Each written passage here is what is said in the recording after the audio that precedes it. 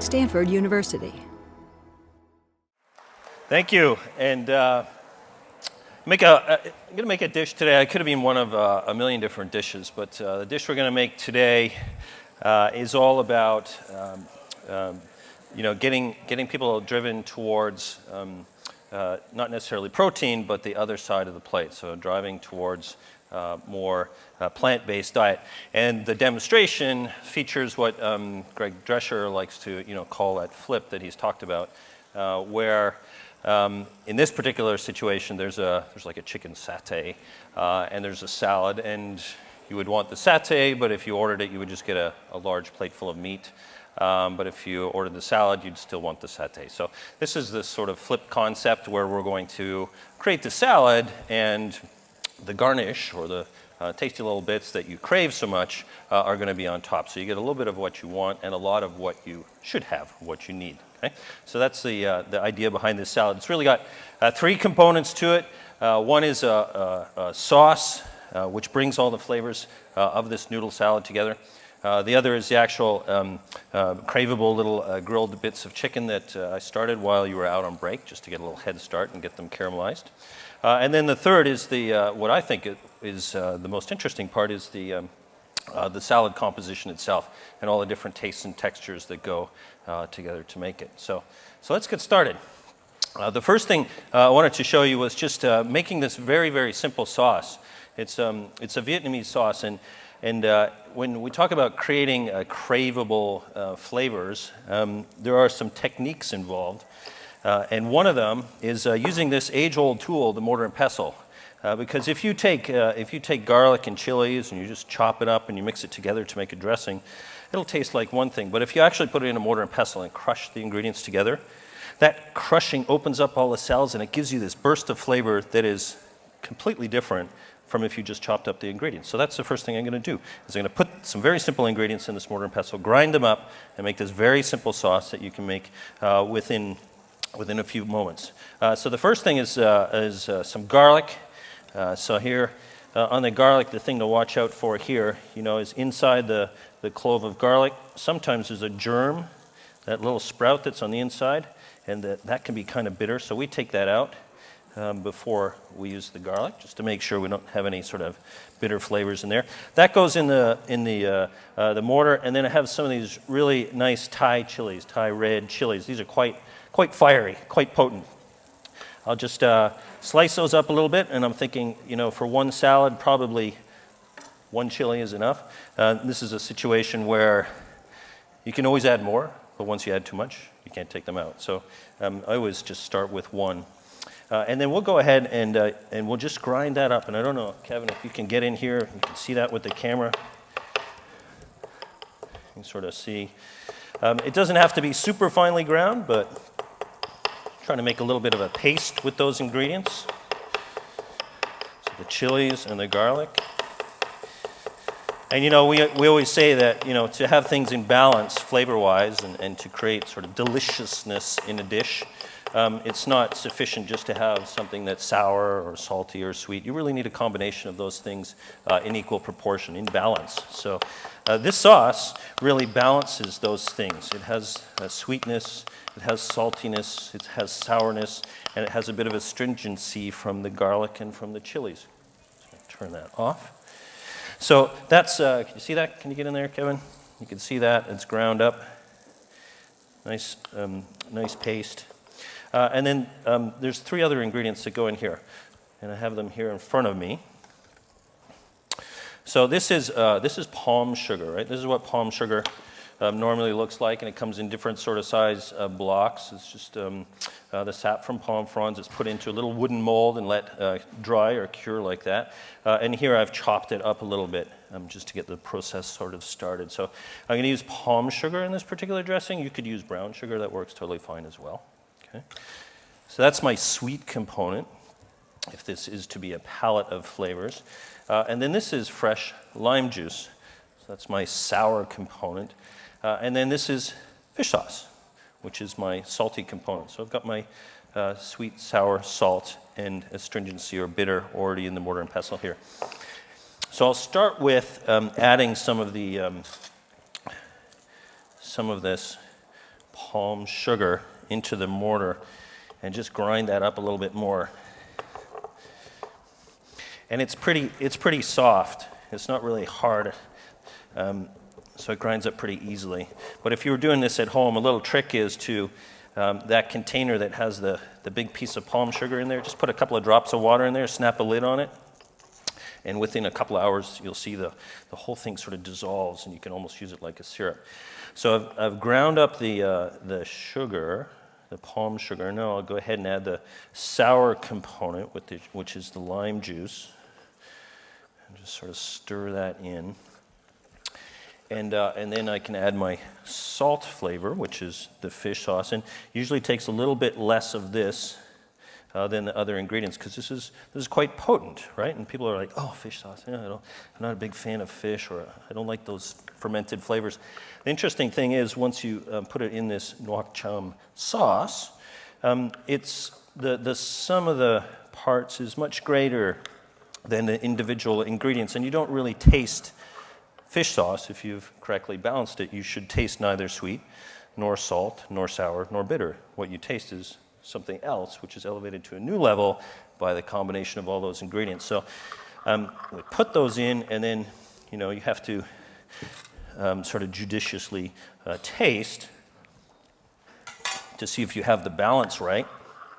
If it tastes a little bit sweet or if it tastes a little bit sour, you need to adjust those elements with the other ingredients until you get to the place where everything's nicely in balance, which, for the purpose of our demonstration, I'm going to say that's nicely balanced now. So that's about how that sauce goes together. Very, very simple, and it'll keep fresh, refrigerated for a couple of days. After that, the chilies and the garlic sort of break down, and then it's not so delicious after all. So that's the sauce. The other part, when you do get the recipe, and if you're trying to follow this recipe along, is the garnish. In this case, it's the chicken. So I've made these little skewers out of chicken. And if you look at this paste here, what's in here is, some of these are aromatics that are really delicious to Southeast Asia, like lemongrass, ginger, cilantro, garlic, chilies. These are all in here. You'll see it in the recipe. And basically, you chop up the lemongrass just to give the food processor a little head start. And then everything goes in the food processor, and you grind it up until you get a paste that looks like this one here in the container. Once you've got that, then you select whatever the protein is. And in this case, I got some little pieces of chicken. And I very, very carefully measured these out. They're exactly half an ounce each. Okay, so if we're talking about a 3-ounce portion of protein in this particular case, I'm able to give 6 little pieces of chicken to you or the diner and still be within my sort of 2 to 3 ounce range of protein, which we say is a good range. So the paste goes onto the chicken, and that can, in fact, it's beneficial if that goes on 24 hours in advance, so it's in the fridge overnight type of thing. And it picks up all its flavors, and deliciousness gets into the chicken. Again, we're trying to create that sort of craveability situation. Once that's happened, and like I said, while you were out on break, I took the chance to get ahead a little bit. So over here, I have it's a cast iron pan, but it's also a grill pan. It's really heavy, but it also has those little raised sort of grill bars on it. And I just brushed it with a touch of neutral oil, and then I put the chicken on there and just let it cook. And it's one of those things that if you try to pick it up before it's caramelized, all the marinade that you had on the chicken will stick to the grill. So it's one of those situations where you just have to have the confidence to leave it. So you cook it on sort of a medium-low heat, and the chicken will actually release from the pan when it's cooked. You just have to let it do its thing. Don't get out there with the spatula and start trying to chisel it off, because then you're just going to have a big mess. So we did that. I cooked it on one side, and then the other, I had a little touch of lime juice and fish sauce that I just basted it with, again, to sort of keep things in balance. A little bit of salt, a little bit of acid together with the cooked chicken. So that's really ready. And that can be done the day in advance and then cooked just before you need it. And one of the things I like about this dish is not only is it interplay of sweet, sour, salt, bitter, and different textures that I'll show you in a second, but it's also an interplay of hot and cold. And when we talk about giving people things they crave, a dish that has hot and cold components to it really it elevates the dish to something else. Again, it's not like just a cold salad, or it's not like a dish of hot food. It's greater than those two things together. So I think it takes it to a new level. So the next part of the dish is cold, which will get married with hot protein on top. And this is something that we've been talking about at the college, and chefs are trying to do more and more these days, is create that sort of hot-cold interplay. So let's come over and take a look at some of the other ingredients we have here. So these are ingredients for the salad, right? The recipe name says a cool buckwheat noodle salad. So these are buckwheat noodles. Many of you probably know them as soba noodles. It's made with buckwheat flour. And these have been cooked and cooled, and then I just tossed them with a very, very, very small amount of oil so they wouldn't stick together. Okay, so that's those. And then I have some chopped green onions. I have some daikon radish. I have some carrots over here. Some cucumber. All three of these are being cut into those long little sticks that us chefs like to call julienne. I have some different sprouts here. I have some corn sprouts, some bean sprouts, and some sunflower sprouts over there as well to add sort of a texture of some radish. And then very typical of Southeast Asia, we've got cilantro, mint, and Thai basil. Wonderful flavors that go together with all of these things. So those are going to add our fresh salad component. And then, wait a sec before you run away.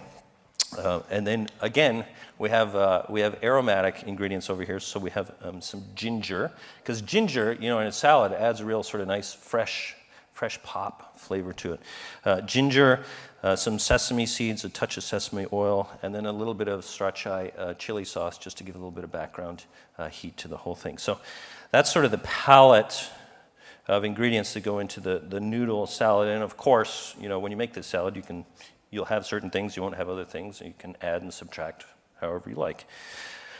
So let's get started with this. So first thing is a reasonable portion of noodles. So I'm not going to use the whole thing. I'm going to use what I think is a reasonable portion of noodles. Okay. Put those into the bowl there, and I think that's probably good. That's probably about 3 ounces, something like that, of noodles. And then we can go ahead and we can add the vegetable ingredients. So there's daikon, radish, which adds a nice crunch to the dish, as well as our carrot julienne. Adds a nice crunch. Some cucumber.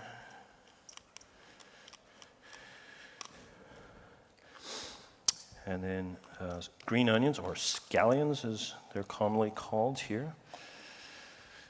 Radishes, I'll put those in. Some of our bean sprouts. Some sunflower sprouts. Some corn sprouts. And then importantly, the aromatic herbs, which is the cilantro, right? The mint, in fact, those leaves are a little large, so let's go ahead and tear those up a little bit. But those are a real integral part of the flavor. If you ever make this salad and you forget the mint, there's something missing. It's usually the mint. It's such a big flavor component. And then the Thai basil, or purple basil. And tear that up a little bit as well. Good. Now, here we go with some of our chopped ginger. Finely chopped ginger. You could use one of those. You probably got one of those at home anyway. Those microplanes, you could use a microplane. That'll work pretty well. Sesame seeds. Okay, a little bit of sesame oil. Don't overdo it, right? Sesame oil is kind of like chilies. It's real easy to overdo, and it's such a pungent flavor that you can easily overdo it. And then a little of the chili sauce. And again, careful with this. And I just sort of smear it around the inside of the bowl like that, so that I'm not getting a I don't end up with a hot spot in the salad. It gets sort of evenly distributed throughout the salad. And then some of our sauce that we made. That's been sitting quietly on the corner of the board, so it's ready to go. And whenever you dress greens or salad, or in this case a noodle salad, one of the most important things is you have enough dressing to coat all the ingredients, but not so much that when you take the ingredients out of the bowl, there's anything left in the bottom as far as liquid or dressing goes, which is one of the things that drives me crazy about salad bars is, you go through and you have your plate and you're picking up all these nice ingredients, and then you get to the end and you have this squirt bottle, usually, or ladle of dressing, and you put that on top of your salad and you have no way of really tossing it through. So the lesson here is to make sure you toss this through really well. And if I look in the bottom of the bowl, or a cameraman does here, the bottom of the bowl is still dry, but I can tell that everything's being properly dressed because it's glistening with the ingredients that came out of the mortar and pestle. So I have a nice, you can see it's nice and shiny. So I have a nice coating there of those ingredients. So that's kind of the noodle salad, or could you call it a salad with noodles? There's probably more vegetal matter in there than there is actually noodles. But you've created visual appeal for that craveability, and you've also got a textural appeal as well. You've got the colors, and you've got the chewiness of the noodle, as well as the crunchiness and texture of all the vegetables. So that, to me, is really appealing. So let's put a little bit of this on our plate. A pair of tongs here. Probably be more successful with a pair of tongs than anything else. And, when you're putting food on a plate, I'm always so careful about how I put food on a plate and resist the urge to pack things down, right? I always tell, I was always telling my sous chef, it should look like angels have placed it on a cloud. Any more than that, looks like hell. So don't do that. There's our angels placed the cloud in this bowl. And talk about portion size. What we're making here is probably not enough for a large meal, but it probably is going to be enough for a small meal. And I was just in Copenhagen, and one of the trends there is you don't have appetizer, main course, dessert per se. You have a menu that has 10 or 15 items on it, and the idea there is they're all kind of a little bit larger than an appetizer, but a little smaller than main course. So it encourages you to share. If you're a little more hungry than that and you're with somebody, you probably have 3 plates for 2, right? Or if you're having dinner, maybe you have 2 plates yourself. But that's also enough just for a lighter meal, for lunch or something like that. So, and